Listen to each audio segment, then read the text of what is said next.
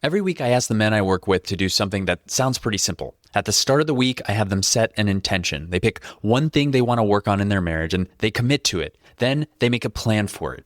They think through what's likely to get in the way, the moments that usually trip them up, and they get clear on why it matters, what following through on this one thing would actually do for them, for their wife, for the marriage that they're trying to build. And by the time they're done, they don't just know what they're going after, they know why they want it. Then at the end of the week, I have them come back and tell me about a win, something that went right, something that happened because of the commitment they made and the intention they set. Just one thing, big or small. And you'd think that would be the easy part, right? Tell me one good thing that happened this week. But week after week, I watch good men sit down with that question and come up empty. They'll say something like, I don't really have a win this week, or honestly, nothing good happened. And then in the very same message, they'll go on to describe something that was absolutely a win. They just can't see it. Other guys, they do find a win, but they shrink it down before they can even get it all the way out of their mouth. They'll say something like, it was a small thing, it probably doesn't even count, but, and then they tell me about something that's actually a big deal, a hard conversation that didn't blow up, a moment with their wife they'd been missing for months. They hand it to me wrapped in an apology, like they need my permission to feel good about it. I've seen this so many times now that I started paying real attention to it because it was never really about the size of the win. It was about the bar these men are measuring themselves against. And that bar is the very thing keeping them from seeing how far they've already come. In this episode, I want to talk about a pattern I see in so many of the men I work with, one I know I've fallen into myself and still do at times, and I imagine you might too. We buy into this idea that the goal is to be the perfect husband with the perfect marriage, and that anything short of that doesn't really count. Most men don't even realize they're doing it, but it shapes how you see yourself, how you see your marriage, and whether you can recognize progress when it's sitting right in front of you. I want to show you where that bar comes from, why it keeps you from seeing the good work you're already doing, and what happens when you stop measuring your marriage against an impossible standard. By the end of this episode, you're going to know how to actually see the wins you're already making at home, the ones you've probably been waving off as too small to matter, and you're going to understand why being a better husband, not a perfect one, is the goal that actually gets you where you want to go. If you catch yourself chasing perfection, not just in your work and the things you get done, but in your marriage too, then this episode is for you. Stick around. You don't want to miss this one. Welcome to Better Husband, the podcast that helps you answer the question, how can I be a better husband? I'm Angelo Santiago, a men's marriage and relationship coach, and every week I bring you practical insights to help you strengthen your marriage and become the best husband you can be. Now, before I get into teaching anything, I want to tell you a little bit about me because I'm not standing on the other side of this thing telling you how to fix it. I'm right in it with you. I am a recovering perfectionist, and I say recovering because it's not something I've beaten. It's something I work on. Even now, I catch myself wanting to make the perfect podcast episode. I'll sit down to reply to one of the men I coach, and I want to give him the perfect piece of advice, the exact right thing he needs to hear in that exact moment. I want to be the perfect father to my son, the perfect husband to my wife. Some part of me still believes that if I just try hard enough, I can actually get there. And I know rationally that it's not possible. But knowing something in your head and believing it in your gut are two different things. And to understand why this is wired so deep in me, I have to take you back to before I ever was a firefighter. Before all of that, before I ever put on a badge, I was a mechanical engineer. I got my bachelor's of science in mechanical engineering from Johns Hopkins University, and then my master's of science in mechanical engineering from Stanford. Now, if you're not from the US, those names might not mean much to you. They're not Harvard, Yale, Princeton type schools. They're all right. And, they're not that bad. And, I'm kidding. They're actually top schools. Stanford's engineering program is ranked number 2 in the whole country, right behind MIT. Johns Hopkins is one of the best engineering schools in the world, top of the national rankings year after year. These are not easy schools to get into, and they are not easy schools to get through. And here's why that matters for what we're talking about today. I was surrounded by some of the most competitive, hardworking, laser-focused people you will ever meet. Perfectionists, every single one of them. And I was bred into the idea that my work should strive for perfection. That perfection was actually possible if I just worked hard enough, put in enough hours, fought hard enough, and wanted it more than the person sitting right next to me. That was the world I lived in for years. Get it exactly right. A 95 wasn't 100. Anything less than perfect felt like it wasn't really finished, and I was good at it. And what really drove it home was this. I didn't just put up with that world. I loved it. I wanted it. I wasn't only hoping perfection was possible, I was out to prove it, which only made the lesson sink in deeper. Then I became a firefighter, and I did that for over a decade. If engineering is where the idea got planted, the firehouse is where it got tested, because now the stakes were real. I wanted to be the guy with all the answers, the one who could walk into the worst moment of somebody's life and handle it right there on the spot, to do the absolute best that could possibly be done. And anything short of that felt like I hadn't measured up, like I'd personally come up short. And I carried that home without even realizing it.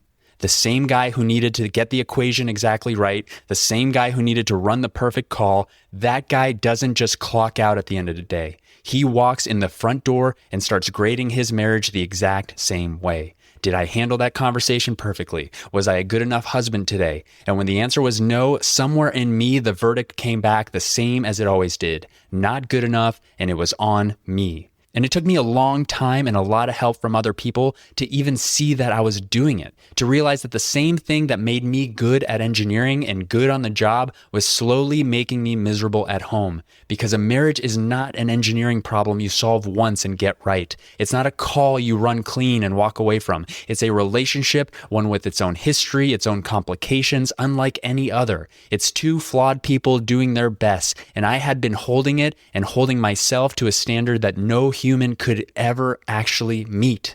And that's what I want to talk about today. Now let's go back to the beginning of this episode, to those men I work with who can't find a win. When I started seeing this, I figured it was about honesty. Maybe they were being humble, or maybe they just didn't have a good week, but that's not what was going on. What's going on is the exact same thing I was doing when I walked in my own front door and started grading myself. They've set a bar, and the bar is invisible even to them.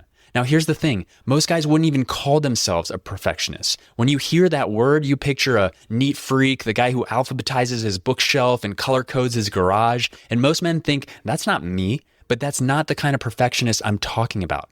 Think about where perfectionism usually shows up for a man. You clean out the garage and at some point it's done. You sit down to write an email and you get the wording just right. You hit send and it's finished. You grind on a project at work until it's complete, and then you get to step back and call it good. Every one of those has a finish line. There's a moment where you cross it, the work is over, and you finally get to rest.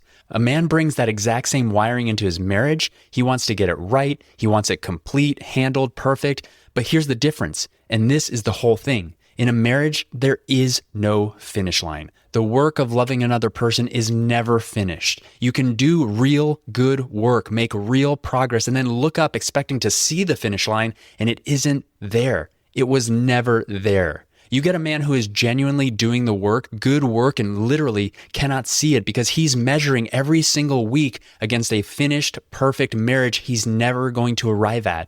Not because he's doing something wrong, but because there's no arriving. There's no done. And somewhere in his head, he's holding a picture of what that finished marriage is supposed to look like, the most connected, the most intimate, the most peaceful and loving marriage he can imagine, the marriage he thinks she wants, the marriage he wishes he had. That picture is his finish line, and every single week he holds his actual life up against it, and of course his real week comes up short. Everything comes up short of a fantasy. He has set the bar at a finish line that was never real. And I want to be honest with you about that finish line because this is the part that actually sets you free. No one ever reaches it. Not you, not me, not the most skilled relationship or marriage experts alive. There is no marriage with no struggle, no friction, no hard conversation left to have, no more work to do. And I'm not telling you that to discourage you. I'm telling you because it's the truth and because there's something beautiful in it once it really lands. The work was never the thing standing between you and the marriage you want. The work is the marriage. It's what keeps it growing. It's what changes the two people inside it, and it's what cracks the door open to a deeper kind of connection than you had before. So when I ask one of these men for a win, he isn't really scanning his week for something good that happened. He's scanning it for proof that he closed the gap between his real marriage and the perfect one in his head. And he can't close it because you can't reach a finish line that isn't there. So he tells me he had no win. But then on the other side of the man who says he had no win, there's another version. The other guy, he does see it, sort of. He says, I had a small win this week. And then he describes something that is not small at all. He's repairing after a rough moment instead of letting it harden into another wall between them. He's staying grounded and open when normally he'd shut down and pull away. His wife is softening toward him when usually she'd have to push him harder just to get him to hear her. He even mentions the two of them sitting next to each other at the end of the night, close, actually enjoying each other's company, and he files the whole thing under small. Because next to that perfect marriage in his head, it feels like nothing. These are two men. One says no win, one says small win, and they both have the same struggle. They're both standing in front of a bar, set at a finish line no one could ever reach, and then deciding something must be wrong with them for not getting there. The size of the win was never the problem. The bar is the problem. I'm hosting a free live Better Husband community call, and I want you there. It's on Wednesday, June 24th at 8:30 p.m. Eastern, 5:30 p.m. Pacific, and you can register now at joinbetterhusband.com. This month, we're going to be talking about building intimacy. We're going to talk about what it takes to actually build real closeness with your wife and why so much of what men try, doing more, fixing more, pushing harder, often creates more distance instead of less. I'll be doing a live Q&A at the end of the call, so if you've been doing this work on your own and you're not exactly sure how to build more intimacy in your marriage, come ask me directly. Go to joinbetterhusband.com to save your seat or click the link at the bottom of the show notes. I'll see you on June 24th. Now back to the show. So if the bar is the problem, the next question is, where did that bar come from? Why is it set so impossibly high in the first place? Well, for me, like I told you, it was engineering and then the firehouse. Years of being trained that my worth was tied to my results. To get it right, you're good. To miss it, you came up short. And not just the work came up short, you came up short.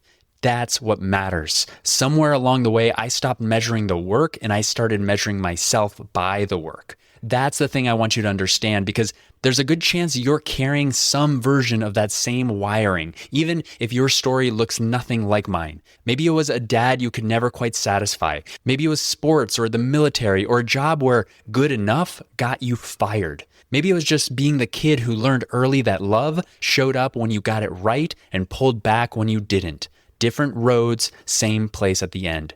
You learned that you're only as good as your last result. And when a man is wired like that, he drags it into his marriage without ever deciding to. His worth as a husband is now tied to whether he's getting it right. So a good week doesn't feel like a good week. It feels like a test he barely passed. And a bad moment doesn't feel like a bad moment. It feels like proof that he's not measuring up as a man.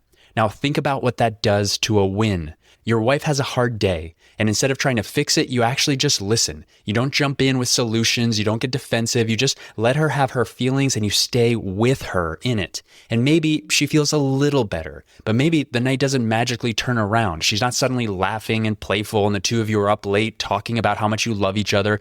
And if you're honest, some part of you was hoping it would go exactly like that. Some part of you thinks, I did the right thing, I listened, so now she should feel better. She should be grateful. She should tell me what a good husband I am. That's the finish line again. And when that night doesn't wrap up in that perfect bow, it's easy to decide the whole thing didn't count. But look at what actually happened.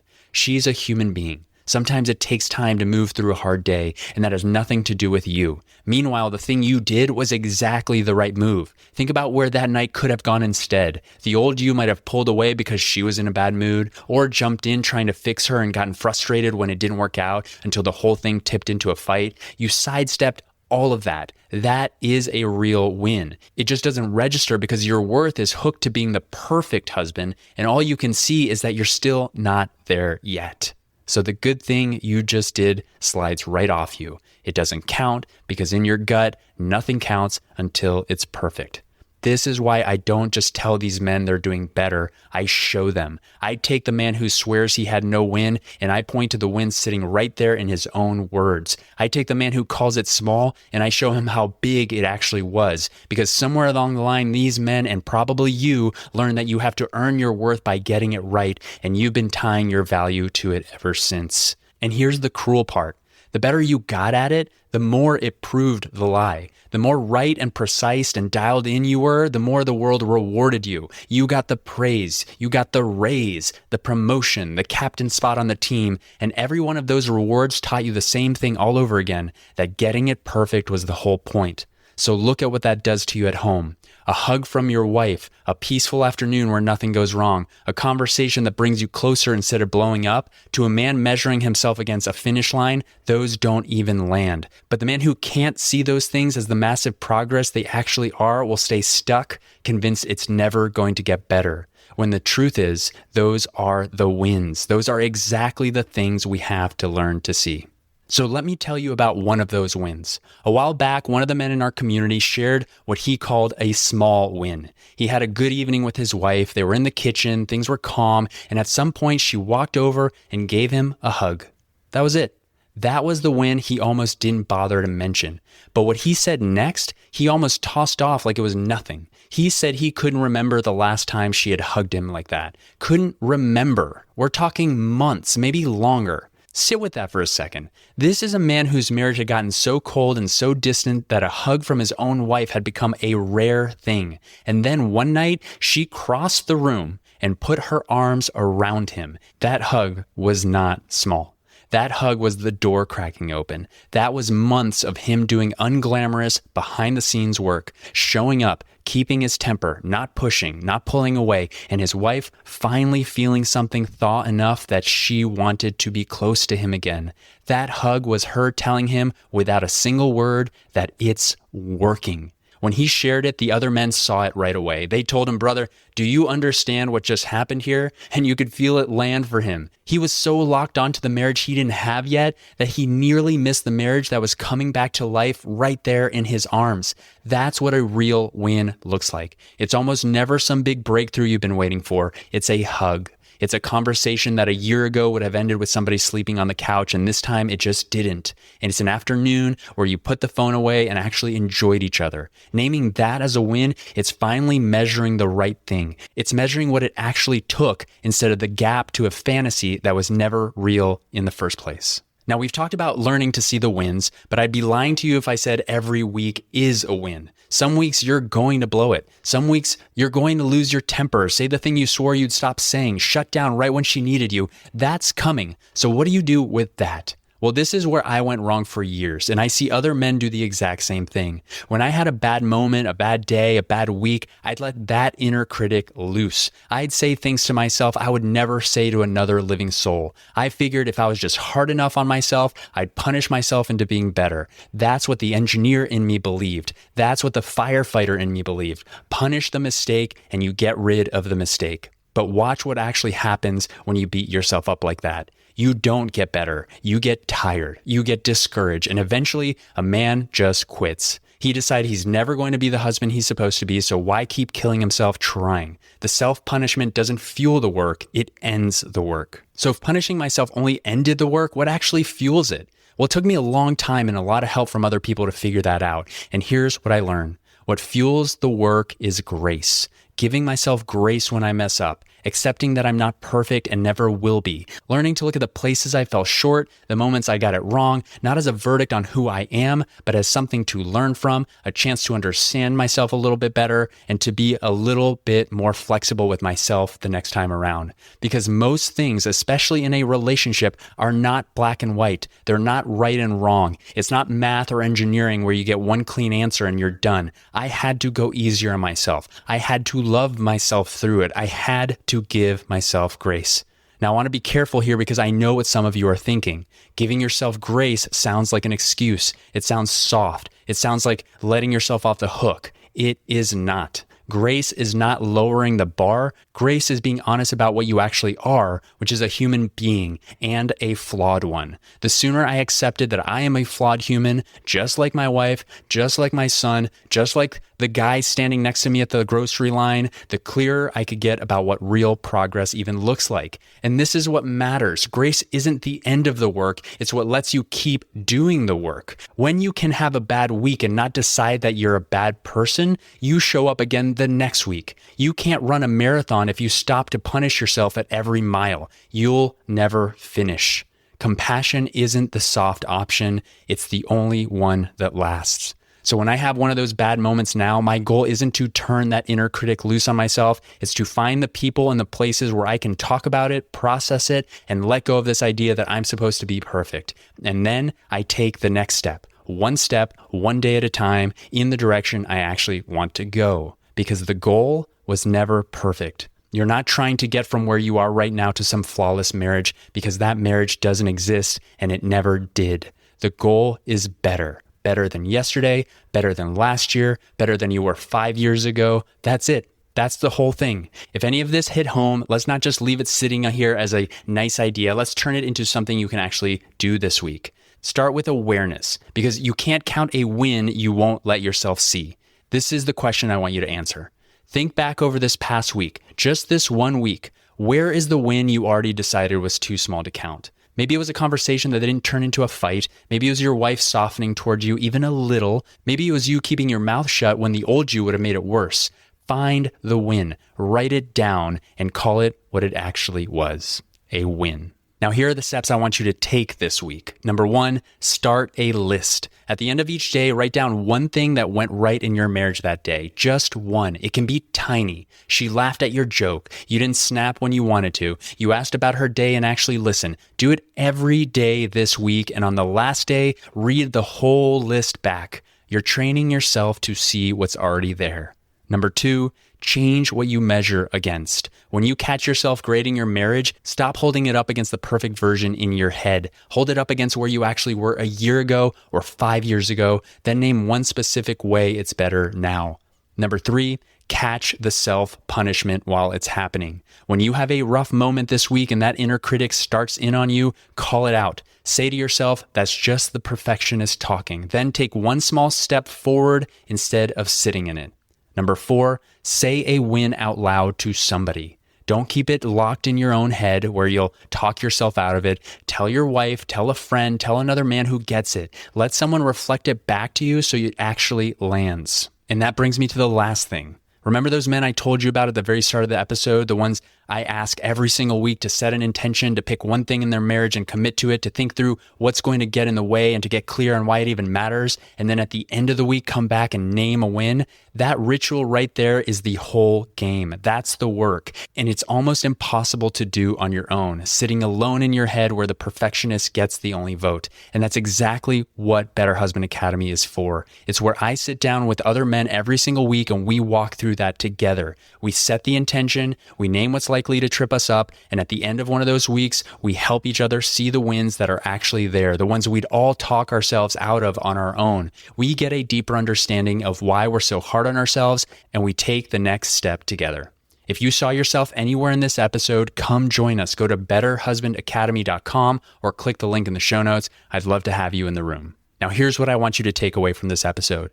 If you're actually applying what you're learning, taking steps towards more connection, getting honest about your own reactivity, changing the patterns that used to end in a fight, then you are very likely a better husband today than you're letting yourself believe. The things you keep brushing off as too small to count are the actual work. It's adding up, even on the weeks you can't feel it. And I know how hard that is to believe when you're the one living it, so ease up on the man who's doing the work. Give yourself a little of the same grace you'd hand anyone else who is trying this hard. Then keep taking the next step. Better than yesterday, better than last year, better than 5 years ago. And that's not settling for less. It's how a man becomes who he wants to be, one honest day at a time. Now, before I let you go, I just want to say thank you. Thank you for being here, for sticking with me through this whole episode, and for being the kind of man who shows up to do this work in the first place. It matters more than you know. You're listening to Better Husband. I'm Angelo Santiago, and I'll see you on the next one. Thank you so much for listening. Before you go, I have a quick request. If you've ever gotten any value from the show and you want the show to continue to grow, to access bigger and more knowledgeable guests, and to keep providing you with more ways that you can be a better husband in your marriage, simply leave a rating and a review if you're listening on Apple or Spotify. It only takes a few seconds, and those reviews go a long way in attracting more experts and bigger guests to the show. So if you're feeling up to it, as a favor to me, I'd love to see a rating and a review from you. Thank you so much for being a listener and all your support.